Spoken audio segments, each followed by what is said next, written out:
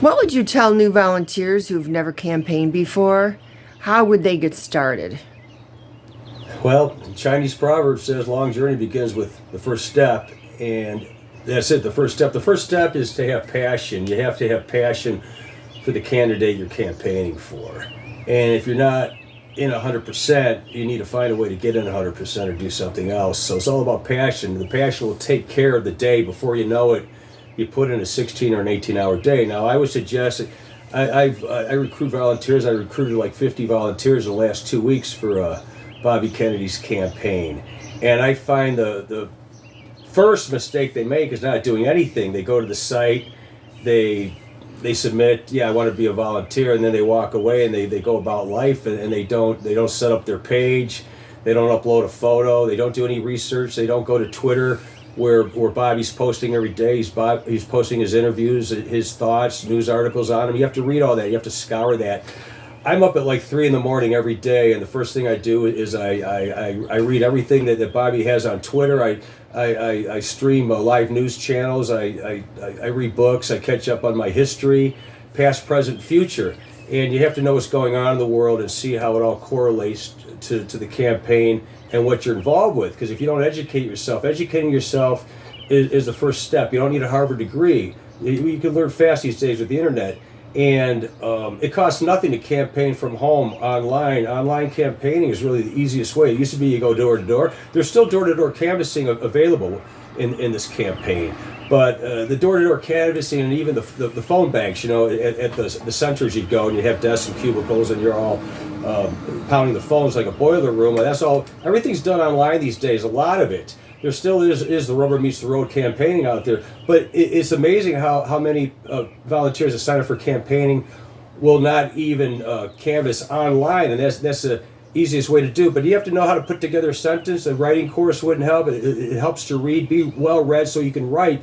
I see people campaigning out there either with Team Kennedy or on their own, and they lose credibility when you put a post up there on social media and the bad grammar, no commas, you could tell you really lose credibility. You have to. I would suggest learn how to write, be well read, write, take a course, at least use grammar correct, and make your posts precise and articulate, so that you will people come back and they see your posts, they won't, instead of running away from them, they'll be drawn to them.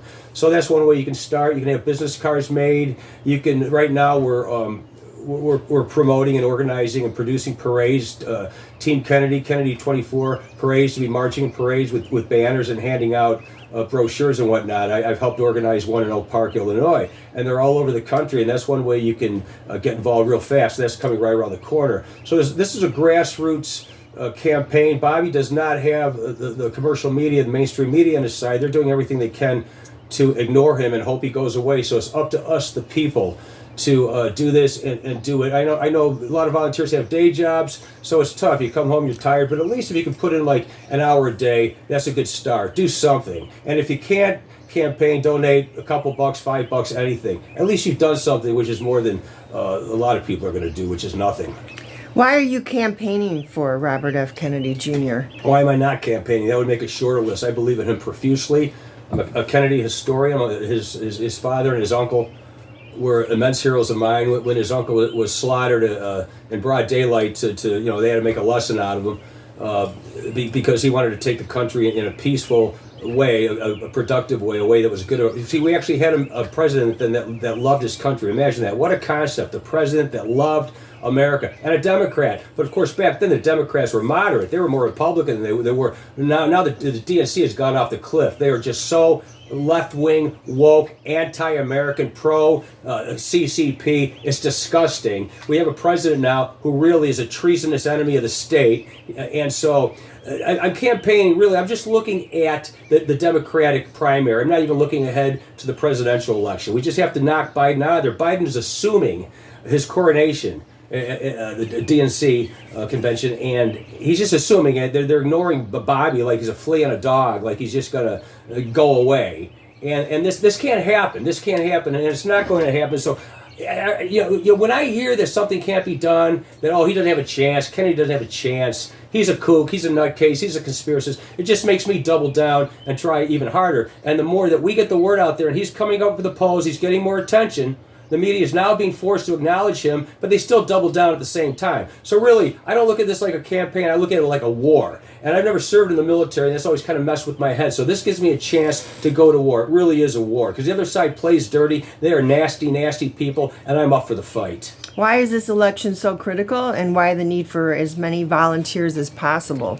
Well, I just explained, because the commercial, criminal, complicit mass media, no help there. So it's up to us, individual warriors, and to form collectively as an army to get the word out.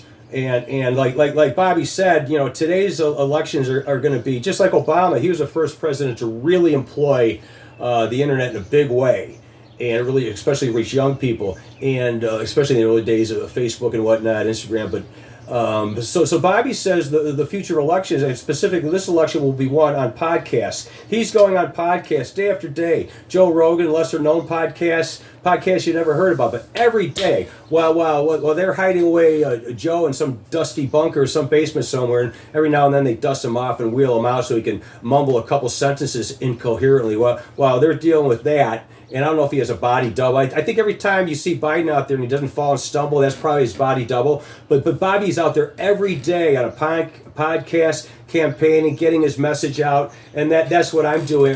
So Bobby's going to be out there morning. I'm going to be out there morning tonight too. I'm going to be putting in 16, 18-hour days. And to me, it's never enough. The only thing that upsets me is that there's not enough hours in a day. This is a very important campaign, and I would encourage and exhort all the volunteers. I recruit all volunteers out there everywhere. Whatever you're doing, it's not enough. And I put in 18-hour days and it's still not enough. I'm my own worst critic. Nobody is harder on me than me. Be harder on yourself. This is life or death. This is the future of our nation. This is no time to be playing footsie. Get off Facebook. Put away Candy Crush. Don't worry about what your friends had for lunch. You got to go look at what they had for lunch. That's not important. What's important is the survival of this country. So it's very critical. So let's get to work, and let's do it starting yesterday.